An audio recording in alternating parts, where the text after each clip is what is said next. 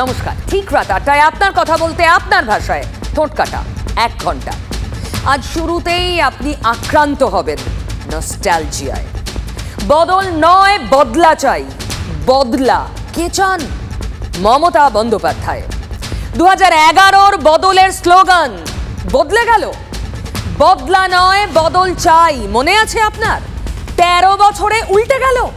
কিন্তু বদলার কথা কেন মমতার মুখে? আজ তিনি প্রচারে গিয়েছিলেন হলদিয়ায়। তমলুক লোকসভা কেন্দ্রের প্রার্থী দেবাংশু ভট্টাচার্যের হয়ে প্রচার করতে। প্রচারে দেবাংশু কম, এমনকি দেবাংশুর প্রতিপক্ষ অভিজিৎ গাঙ্গুলি নিয়ে একটা শব্দ নয়। এলো নিজের কথা, মানে সেই বিতর্কিত হার বেশি এলো। কেন? নন্দীগ্রাম এখনো ক্ষত, যে ক্ষতে রোজ নুন ছিটিয়ে দেন বিরোধী দলনেতা। ওই যে ১, ৯, ৫, ৬ রোজ মনে করিয়ে দেন শুভেন্দু অধিকারী।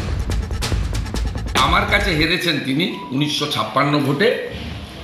তিনি আমার সামনে বাণী বর্ষণ করতে ভীত, আতঙ্কিত।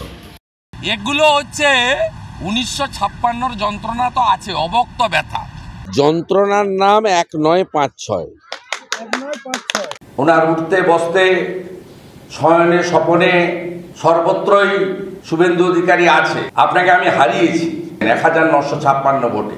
যন্ত্রণার নাম শুভেন্দু আর সংখ্যার নাম ১৯৫৬। ১৯৫৬ ভোটে হেরেছে।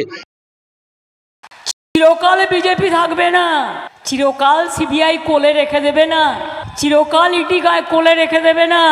আমি আজ নয় কাল এর বদলা নেবই নেব, আমি বলে গেলাম। কারণ ওটা কিন্তু নন্দীগ্রামের মানুষের রায় নয়। তাহলে ক্ষতের নাম ১, ৯, ৫, ৬। এতদিন পর পূর্ব মেদিনীপুরে গিয়ে সেই ক্ষত কি আরো দগদগে হয়ে উঠল? মমতা বন্দ্যোপাধ্যায় বললেন সেদিন রিগিং হয়েছিল, প্রতারণা হয়েছিল, বদলা নেবেনি। প্রতারণা কি ক্ষতে প্রলেপ দিতে পারল? নন্দীগ্রামে ২০২১-এর ফল নিয়ে আদালতেও গিয়েছিল তৃণমূল। বিচারপতি কৌশিক চন্দ্রের এজলাসে মামলা ওঠায় তাকে পক্ষপাত দুষ্ট বলে তীব্র আপত্তি জানিয়েছিলেন মমতা ব্যানার্জি। পরে মামলা থেকে সরে দাঁড়ান বিচারপতি চন্দ। তবে বিচারপতিকে অপমান করার দায়ে ৫ লাখ টাকা জরিমানা করেছিলেন। মামলা এখনো বিচারাধীন। তবে সেসবের তোয়াক্কা না করেই মমতা ব্যানার্জি বললেন বদলা নেবেন। আমি আজ নয় কাল এর বদলা নেবই নেব, আমি বলে গেলাম। আমি আজ নয় কাল এর বদলা নেবই নেব, আমি বলে গেলাম। বদলা শব্দের আর একটা অর্থ প্রতিহিংসা। রাজনীতিতে এই সময় সব থেকে চালু শব্দ। তাহলে বাংলা দেখতে চলেছে আর এক প্রতিহিংসার রাজনীতি। জানেন তো, খোঁচা খাওয়া বাঘ অনেক বেশি ভয়ঙ্কর। খোঁচা ২১-এর নির্বাচনে নন্দীগ্রাম যে খোঁচা দিয়েছে সে তো বঙ্গের শাসকের বিপুল জয়ের পরেও কাঁটার মতো বিঁধে রয়েছে। সেই জন্যই তো সভায় সভায় ঘুরে শুভেন্দু অধিকারী বলেন ১, ৯, ৫, ৬। ২১-এর বিধানসভায় নন্দীগ্রাম জয়ে এটাই ছিল শুভেন্দু অধিকারীর লিড। বুধবারও বলেছেন ভাই সৌমেন্দু অধিকারীর প্রচারে গিয়ে বিরোধী দলনেতার মুখে নন্দীগ্রাম, বারবার নন্দীগ্রাম। আর আজ হলদিয়া সভা মঞ্চে দাঁড়িয়ে মুখ্যমন্ত্রীর মুখে হলদিপাড়ের নন্দীগ্রাম। আমাকে প্রতারণা করা হয়েছে, আমার রিগিং করা হয়েছে, টোটাল ভোট লুট করা হয়েছে। সেদিন ডিএম, এসপি সবাইকে চেঞ্জ করে দিয়ে বিজেপি ক্ষমতায় আছে বলে গায়ের জোরে ইলেকশন কমিশনের সাহায্যে ডিএম চেঞ্জ করেছিল, এসপি চেঞ্জ করেছিল, আইসি চেঞ্জ করেছিল। আর ইলেকশন হয়ে যাওয়ার পরেও লোডশেডিং করে দিয়ে রেজাল্ট পাল্টে দিয়েছিল। আমি আজ নাও কাল এর বদলা তো নেবই। কিভাবে নেব, কেমন করে নেব, সেটা আগামী দিন পথ দেখাবে। লক্ষ লক্ষ ভক্তরা পৌঁছান অযোধ্যায়। বহু বছরের প্রতীক্ষার পর আমাদের অযোধ্যার গৌরব ফিরেছে। আগে টেন্ট, ভাঙা ঘাট, নোংরা আবর্জনা, কোনো সুযোগ সুবিধা ছিল না। আর এখন কাশী দেখুন, কেদারনাথ দেখুন, উজ্জয়ন দেখুন, সোমনাথ দেখুন, সব কিছু ভব্য দিব্য। আর মোদিজি বলেন এটা তো শুধুমাত্র ট্রেলার, বিশ্বাসের ধ্বজা এইভাবেই উঠতে থাকুক। এটা হচ্ছে মোদিজির গ্যারান্টি। এই জন্য আমাদের প্রথম ভোট মোদিজিকে। এটা হচ্ছে আমাদেরও গ্যারান্টি। পদ্মফুল চিহ্নে ভোট দিন, বিজেপিকে জয়ী করুন। আজ না হয় কাল বদলা নেবেন, নন্দীগ্রামের বদলা, তা বলে 21-এর পরাজয় 24-এর ভোটের প্রচারে। আসলে নন্দীগ্রামের পরাজয় যেন আজও তাড়া করে বেড়াচ্ছে বঙ্গের শাসককে। সেদিনের ক্ষত আজও দগদগে। সেই জন্য খোদ মমতা ব্যানার্জিকে বলতে হচ্ছে বারবার। শাসকের ঘরেও যে অস্বস্তি, সে কথা বলে দিয়েছিলেন কুণাল ঘোষই। মনে নেই? কুণাল বাবু তখন মুখপাত্র, আবার রাজ্য সাধারণ সম্পাদকও। বছরের প্রথম দিন, সেদিন দলের প্রতিষ্ঠা দিবসে বললেন সুব্রত বক্সী, আর তারপরই বাগ্মী কুণালের মুখে নন্দীগ্রামের হার। নির্বাচনে অভিষেক বন্দ্যোপাধ্যায় যদি লড়াই করে, নিশ্চিতভাবে আমার ধারণা তিনি লড়াইয়ের ময়দান থেকে পিছিয়ে যাবেন না। মমতা ব্যানার্জি মুখ, আর তারপরে তার ব্যাটন ধরার ক্ষমতাটা অভিষেক বন্দ্যোপাধ্যায়ের রয়েছে। এত মমতা বন্দ্যোপাধ্যায় নন্দীগ্রামে প্রার্থী ছিলেন, যারা নন্দীগ্রাম ইলেকশনের দায়িত্ব ছিলেন তারা একটা ক্লিয়ার জয় দিতে পারলেন না, তারা রাজ্য কি সংগঠন নিয়ে মাথা ঘামাচ্ছেন। সেদিন দলের রাজ্য সভাপতিকে নিশানা করতে গিয়ে কুণালবাবু অপ্রিয় অস্বস্তির কথাটাই বলে দিয়েছিলেন কি? সেই নন্দীগ্রাম জয়ের মার্জিন 1-9-5-6 বলেই তো সভায় সভায় হাততালি করুন শুভেন্দু অধিকারী। আর সেই নন্দীগ্রাম এখন কুণালের মুখে। মমতা ব্যানার্জির মতো মুখকে বিক্রি করতে পারেন না জনতার দরবারে, মার্গো সাবান বিক্রি করতে গেছে। আর ওর পিসি যার আলোকে ও আলোকিত, তাকে আমি এই তারাচাঁদ বাড়ের মাটিতে হারিয়েছি 1956 ভোটে। কারচুপি করুক শুভেন্দু অধিকারী, কেন তারা পারেননি করতে? কারা ছিলেন দায়িত্বে? সেদিন কারা ছিলেন স্পষ্ট করে দিলেন কুণাল বাবু নিজেই। নন্দীগ্রামে পরাজয়ের পরপরই তো সভা করেছিল তৃণমূল, সেই নন্দীগ্রামে 21 সালের নভেম্বরে। দলের কিছু সহকর্মী অসহযোগিতার জন্য আজকে বাংলার মাটিতে দ্বিতীয়বারের জন্য মমতা বন্দ্যোপাধ্যায়, বাংলার সর্বজন শ্রদ্ধা মমতা বন্দ্যোপাধ্যায় নন্দীগ্রামের প্রতিনিধিত্ব করতে পারলেন। দলের সহকর্মীদের অসহযোগিতাতেই পরাজয়, সুব্রত বক্সী বলেছিলেন সেই 21-এর নভেম্বরে। আর কুণাল ঘোষ বললেন এই বছর জানুয়ারির প্রথম দিন। জি, আকাশচুম্বী বাংলার সেরা মুখ, সেই মুখ প্রার্থী নিজে। তারপরেও শুভেন্দু অধিকারীর কারচুপি কাজ করবে কেন? সেদিন কি সেম সাইড করেছিলেন কুণাল বাবু?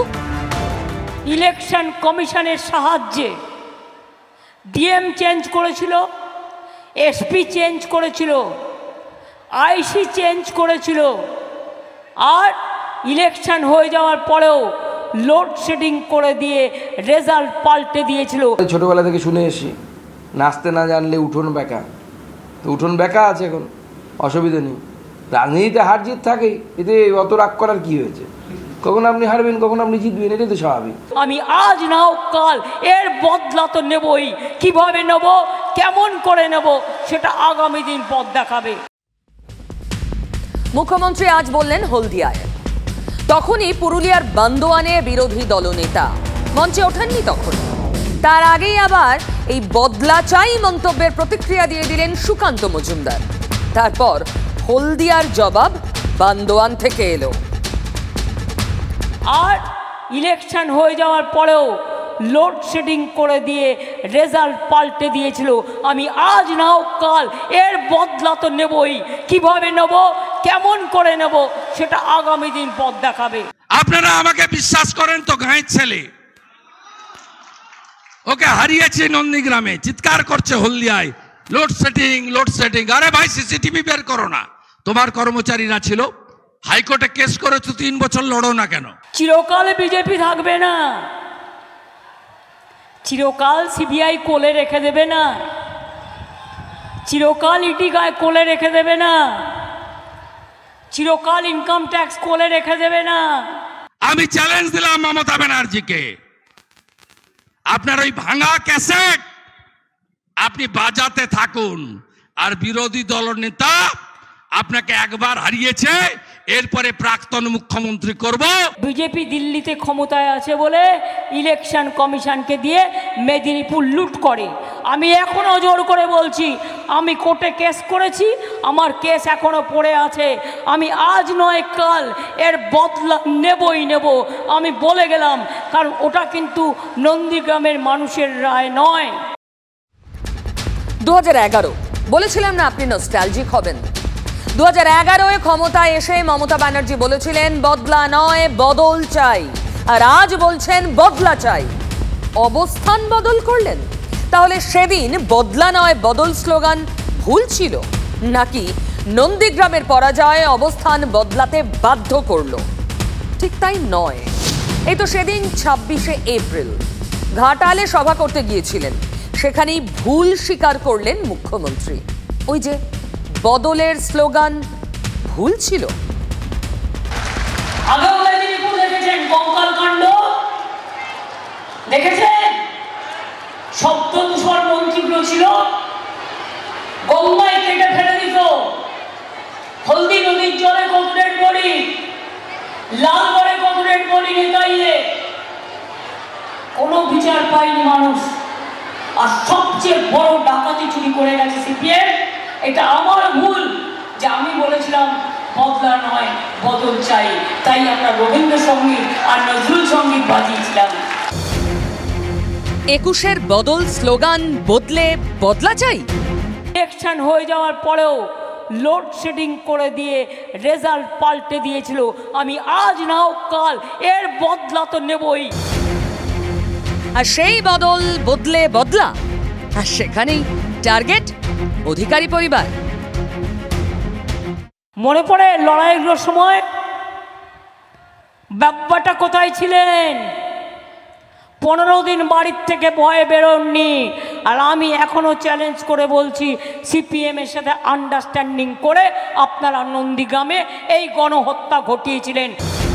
সিপিএম এর সঙ্গে আন্ডারস্ট্যান্ডিং এ গণহত্যা মানে তো সেই চটি পুলিশ 21-এর নির্বাচনের আগেও তো বলেছিলেন এই বাপ বেটার পারমিশন ছাড়া সেদিনকে পুলিশ নন্দীগ্রামে ঢুকতে পারতো না। আমি চ্যালেঞ্জ করে বলছি। 21-এর পর 23 সাল, তখন আবার বলেছিলেন বিরোধী দলনেতা। কিন্তু কিছু গুন্ডা যারা আজ তৃণমূলে গেছে, তারা সেই সময়ে এই ঘটনা ঘটিয়েছিল। সিপিএম এর সাথে আন্ডারস্ট্যান্ডিং করে আপনারা নন্দীগ্রামে এই গণহত্যা ঘটিয়েছিলেন। একদিন না একদিন তা প্রমাণ হবে, এবং সিপিএম এর যারা বেঁচে আছে লুকিয়ে লুকিয়ে জিজ্ঞেস করবেন, তারা সমস্ত ঘটনা বলে দেবে। তাহলে নন্দীগ্রামে গণহত্যার দায় কার? কখন উনি অধিকারীদের পক্ষে আর কখন উনি তার বিরুদ্ধে, আমাদের সুবিধা হচ্ছে আমরা মমতা ব্যানার্জিকেও চিনি, শুভেন্দু অধিকারীকেও চিনি। আমি যতদূর জানি যে নন্দীগ্রামের আন্দোলন না হলে মমতা বন্দ্যোপাধ্যায়ের ক্ষমতায় আসা সম্ভব ছিল না। অধিকারীদের সঙ্গে নিয়ে উনি নন্দীগ্রাম চিনেছেন, অধিকারীদের সাহায্য নিয়ে উনি নেত্রী হয়েছেন, এ নিয়ে কোনো সন্দেহ নেই তো। এবং নন্দীগ্রামে যে আন্দোলন হয়েছিল তাতে অধিকারী পরিবার অর্থাৎ শিশির অধিকারী, সম্মানীয় শিশির অধিকারী এবং বর্তমানে আমাদের বিরোধী দলনেতা শুভেন্দু অধিকারী, তাদের দুজনের অবদান অনস্বীকার্য।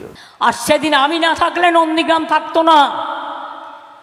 আমি গর্বের সাথে বলি, রাতের পর রাত আমি রাস্তায় কাটিয়েছি, মানুষের পাশে ছুটে এসেছি। ঘুরে ফিরে সেই নন্দীগ্রাম তুমি কার? সেই নন্দীগ্রামে হারের বদলা এখন মুখ্যমন্ত্রীর মুখে। আমি এখনো জোর করে বলছি, আমি কোর্টে কেস করেছি, আমার কেস এখনো পড়ে আছে। আমি আজ নয় কাল এর বদলা নেবই নেব, আমি বলে গেলাম, কারণ ওটা কিন্তু নন্দীগ্রামের মানুষের রায় নয়। 45টা মামলা করেছে, কাঁচকলা করেছে, এই যে এই দুটো চোর মমতাকে এই দুটো দিলাম,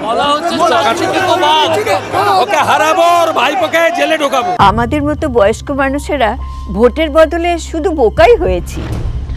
আর আমাদের প্রজন্ম শুধু দারিদ্র মুক্তি স্লোগান শুনেছি, জল আনতে যাওয়া, অন্ধকারে নিজেদের সম্মান বাঁচিয়ে খোলা জায়গায় শৌচ করতে যাওয়া, কাঠের উনুনে ধোঁয়ায় কষ্ট পাওয়া। তারপর আমরা পেলাম আমাদের পরিশ্রমী মোদিজিকে, আর মোদিজি আমাদের সব কষ্ট অনুভব করেছেন। তাই তো তিনি আমাদের প্রত্যেকের ঘরে ঘরে পৌঁছে দিয়েছেন বিদ্যুৎ, জল, গ্যাস, শৌচালয়। এতে ওষুধের খরচও কত কম হয়ে গেছে, আর অসুখ বিসুখও কত কমে গেছে। আমাদের মতো কোটি কোটি মানুষ এই দারিদ্রতা থেকে বেরিয়েছে। কিন্তু মা, বৌদি, মোদিজি বলেন এটা শুধু ট্রেলার মাত্র। আগামীতে সমগ্র ভারতের দারিদ্র দূর করা আমাদের মোদিজির গ্যারান্টি, আর মোদিকে জেতানো আমাদের গ্যারান্টি। পদ্মফুল চিহ্নে ভোট দিন, বিজেপিকে জয়ী করুন। শুধু বদলা নেবেন বলেননি, হলদিয়ায় দাঁড়িয়ে মানে পূর্ব মেদিনীপুরে দাঁড়িয়ে মমতা ব্যানার্জি আজ বলেছেন এই জেলাতেই থাকে চাকরি খেকো বাঘ। তৃণমূল সুপ্রিমো বলেছেন, কারো নাম করেননি। মেদিনীপুরে দাঁড়িয়ে মুখ্যমন্ত্রীর নিশানা কাকে বা কাকে কাকে, সে কথায় আসবো। দেখুন, এর জন্য রাজনীতির সমাজদার হওয়ার দরকার হয় না যে উনি কাকে নিশানা করেছেন, আপনি বিলক্ষণ বুঝছেন, আসবো সে কথায়। কিন্তু চাকরির কথা যখন উঠলো, তখন আজ এত বড় খুলাসা আপনার সামনে আগে আনি। এসএসসির কথা বলি। আরও একটা অত্যন্ত চাঞ্চল্যকর খবর সিবিআই সামনে এনেছে। অযোগ্যদের নম্বর অত্যন্ত সুকৌশলে বাড়াতে নাইসাকে ঘুষ, তুড়ি, পুরস্কার দিয়েছে এসএসসি। মুখের মিষ্টি কথায় কি চিড়ে ভেজে? সে কারণেই নাইসাকে ভেট। রাজ্যের আরও নিয়োগের দায়িত্ব। সিবিআই দাবি করছে আপার প্রাইমারির শারীর শিক্ষা, কর্মশিক্ষা প্রার্থীদের নিয়োগের বরাত আসলে পুরস্কার। কোন নিয়োগ? ওই যে অযোগ্য, আরও অযোগ্যের তালিকা পাশ করিয়ে দিতে হবে, যোগ্য বানিয়ে দিতে হবে। সেই বরাতই পেয়েছিল নাইসা। হুকুম তামিলের পুরস্কার। সেই হুকুম তামিল করল কে? শুধু এসএসসি। এসএসসির কর্মকর্তারা। কার ঘাড়ে কটা মাথা? এতগুলো ছেলে মেয়ের নিয়োগ, সেখানে যদি কারচুপি করতে হয়, স্কুল সার্ভিস কমিশনের কয়েকজন সেই কর্মকাণ্ড করে ফেলবে। স্বার্থ কি? নাকি স্বার্থ অন্য কোথাও, অন্য কারোর? ঘুরে ফিরে ঘোটালার কর্মকাণ্ডে ফের শান্তি প্রসাদের নাম। এসপি সিনহা নাইসার নীলাদ্রি দাসকে যে মেল করেছে এসএসসি, করেছিলেন এই শান্তি প্রসাদ। জানাচ্ছে সিবিআই, যে মেলে ছিল বাছাই অযোগ্যদের নাম সহ যোগ্য করে তোলার সুপারিশ। শান্তির সেই প্রসাদেই আজ চাকরির এত অশান্তি।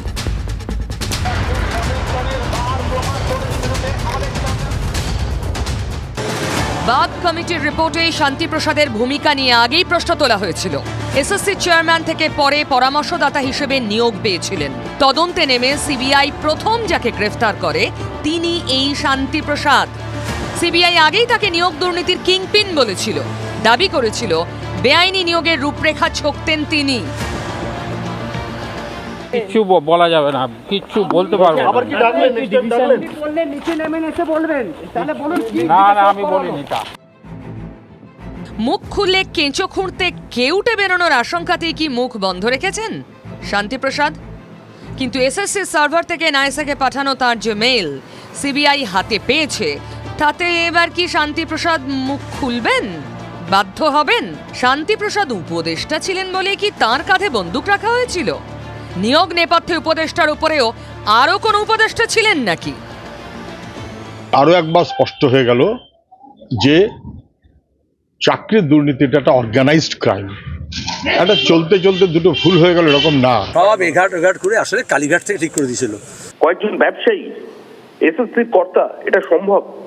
এটা কোনো শিশুও বিশ্বাস করবে না। এসএসসি চেয়ারম্যান আর তার আগে যে কটা চেয়ারম্যান ছিল, কোমরে দড়ি পরিয়ে চাপগাতে কোর্ট আনি হাজির করতে হবে। এর দায় কমপ্লিটলি রাজ্য সরকারের এবং এসএসসির। মুখ্যমন্ত্রী, শিক্ষামন্ত্রী স্পষ্ট নির্দেশে এসএসসি এটা করেছে, তাহলে এসএসসির পক্ষে এটা করা সম্ভব ছিল না।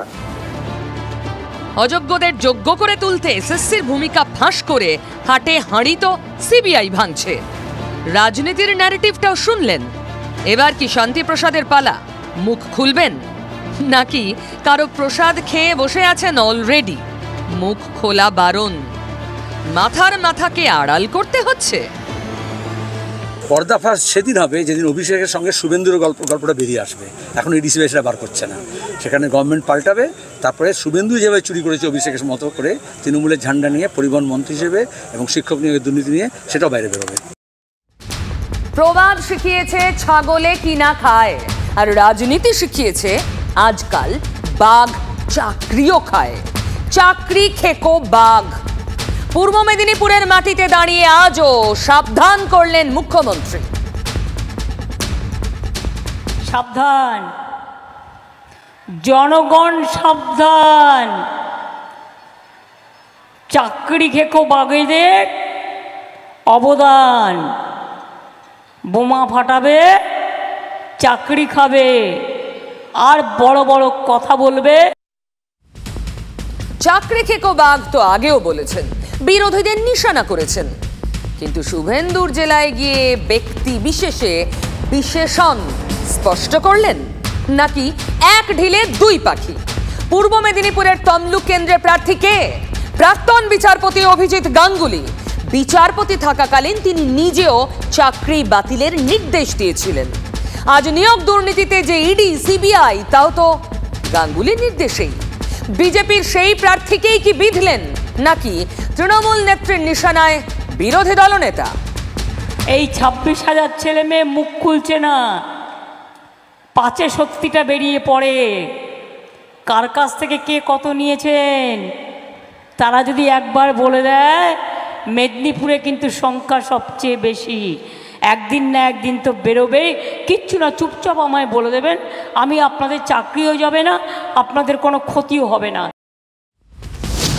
ভোট কাটা জানতে চায়, যদি সত্যি ওই 26,000-এর মধ্যে যোগ্যরা বা অযোগ্যরাও মুখ খোলেন, পরিস্থিতি মুখ খুলতে বাধ্য করে, তারা কি শুধু পূর্ব মেদিনীপুরের বিশেষ এক বা দুজন নেতার নাম বলবেন? যত নষ্টের মূলে ওই নেতা, সব বেআইনি নিয়োগের হোতা একা একজন। রাজনীতির ঢিল ছুটতে গিয়ে শেষে কেঁচে গন্ডুস হবে না তো? যখন টিচারদের চাকরি গেল, তার কদিন আগে একজন বাবু বললেন, বাবু মশাই কি বললেন? বোমা ফাটাবো বোমা। বলে কিনা 26,000 ছেলে মেয়ের চাকরি ছাঁটাই। আমি সেদিনই বলেছিলাম ওদের সাথে আছি, ওদের সাথে থাকবো। হাইকোর্টের নির্দেশে এক লপ্তে 26,000 চাকরি বাতিলের নির্দেশ আসার পর থেকেই শুভেন্দুর বোমা ফাটানোকেই অস্ত্র করেছেন মমতা ব্যানার্জি। তখন থেকেই বলছেন পাশে আছি, চাকরি খেকো বাঘের কথা বলেই যাচ্ছেন। নির্দেশে সুপ্রিম স্বস্তি আসার পরেও শাসক নেত্রীর মুখে এক কথা, মানুষ খেকো বাঘের নাম শুনেছেন, চাকরি খেকো বাঘের নাম শুনেছেন? এরা হচ্ছে চাকরি খেকো বাঘ। 26,000 ছেলে চাকরি খেয়ে নিল। চাকরি খেকো বাঘ দেখেছেন? আপনাদের জেলায় চাকরি খেকো বাঘেরাও আছে। আজকে আমি খুশি, আজকে আমি তৃপ্ত এই কারণে, শুনুন, অন্যের ঘর ভাঙলে নিজের ঘরও কিন্তু ভাঙে, এটা মাথায় রাখবেন। তৃণমূল সুপ্রিমো খুশি কেন? ভোটের মুখে 26,000 চাকরি বাতিলে সুপ্রিম স্থগিতাদেশে। নির্দেশ তো সাময়িক। 2016 প্যানেলের সেই চাকরিরতরা আদৌ স্বস্তিতে থাকতে পারছেন? আগামী 16ই জুলাই পর্যন্ত আমরা কিছুটা স্বস্তিতে থাকলেও যে আমাদের চাকরিটা বহাল আছে, কিন্তু বাকি বিষয়গুলোই তো আমরা অস্বস্তির মধ্যে রয়েছি, আতঙ্কে রয়েছি। এটা কিন্তু আমাদের সম্পূর্ণভাবে চিন্তামুক্ত করতে পারছে না। আমরা অস্বস্তিতে এখনো আছি, আমরা স্বস্তিতে নেই। মুখ্যমন্ত্রী এই পরিস্থিতির গোটা দায়টা শুভেন্দু অধিকারীর ওপরেই চাপালেন কি আজ? তুমি তো হিংসুটে কেন? ছেলে মেয়েরা চাকরি করলে চাকরি খেয়ে নাও। মুখ্যমন্ত্রী বলেছিলেন চাকরি বিক্রির অভিযোগে অভিযুক্ত শুভেন্দু অধিকারী। কখন? যখন শুভেন্দু অধিকারী তৃণমূলের নেতা এবং মন্ত্রী। পুরুলিয়ার চাকরি বিক্রি করে দিয়েছে শুভেন্দু। কে বলেছিলেন? মুখ্যমন্ত্রী। ভোটের আগে বলছে না না हम भी कोशिश करेगा। क्या करेगा? तुम्हारा सीबीआई तो रिपोर्ट दिया, তুমি তো সিবিআই কে দিয়ে রিপোর্ট করিয়ে ছেলে মেয়েগুলোর নামে যারা যোগ্য তাদেরও তুমি চাকরি খেয়ে নিয়েছো। জানেন, জেনে শুনে ধামাচাপা দিয়েছেন। কুণাল ঘোষরা জানেন, জেনে শুনে ধামাচাপা দিয়েছেন। গোটা তৃণমূলের বাহিনী জানেন, রাজ্যের মানুষ জানেন, সব বিজেপিও জানে। চিন্তা করবেন না বন্ধুরা, দেশে অনেক মানুষ আছে, আমরাও আছি, আমরা আপনাদের সাথে আছি। পশ্চিমবাংলার মানুষ বুঝে গেছেন যোগ্যদের চাকরিকে বাতিল করে টাকার বিনিময়ে চাকরি, এটা গোটা তৃণমূলের তন্ত্র, দুর্নীতিতন্ত্র। ভোটের হল থেকে একটা ছবি বের করি। বাম সংস্কৃতিও কি দিন বদলের সঙ্গে বদলাচ্ছে? তরুণ নেতা মীনাক্ষীর ট্যাটু করিয়েছেন দেহে এক দলের কর্মী।